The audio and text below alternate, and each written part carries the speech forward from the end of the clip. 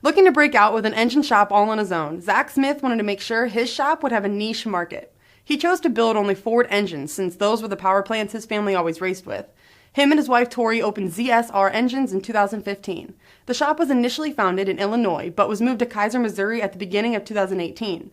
And unlike many who open new shops with just a few key pieces of equipment with the idea to add more equipment later on, Zach decided he would get everything he needed up front and just jump in head first. With that leap, it's paid off, and today ZSR Engines operates out of a 3,500 square foot facility and does small block and big block Ford engine work for racing applications such as drag racing, circle track, road, and street strip.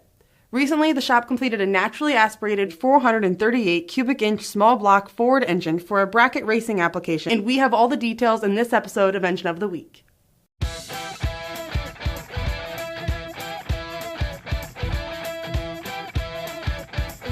Engine Builder's Engine of the Week is sponsored by Pengrade.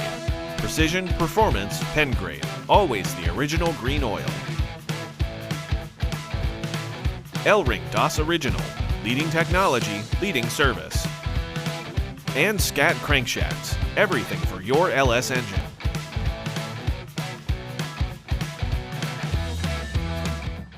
Hey everyone, I'm Crystal Smith with Engine Builder, and today we're taking a look at ZSR's engine build out of a 438 cubic inch small block Ford. ZSR's goal was to build a naturally aspirated engine for bracket racing that was really low maintenance, didn't cost an arm and a leg to race, and could go multiple seasons without having to come back to the shop.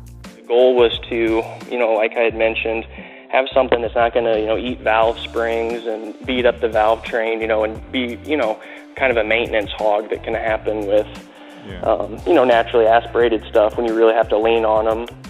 The build started with a standard small block Ford lifter and cam core sizes, and Smith decided to keep it wet sump for cost and simplicity. We used a dart block, just did all of our normal machining to it, square decking, bore, torque plate hone, and line hone, just our usual stuff. For the rotating assembly, we got custom dome pistons from Race Tech. We used a Molnar 6250 H-beam rods and a Scat 4100 stroke crank, and then a ring set that we've been using quite a bit from Maui. It's the 1 millimeter on the top two rings and the 2 millimeter oil. The small block Ford was balanced internally and came out to a 14-to-1 static compression. On the induction side, ZSR went with a Brodix casting, and that's a 15-degree inline head.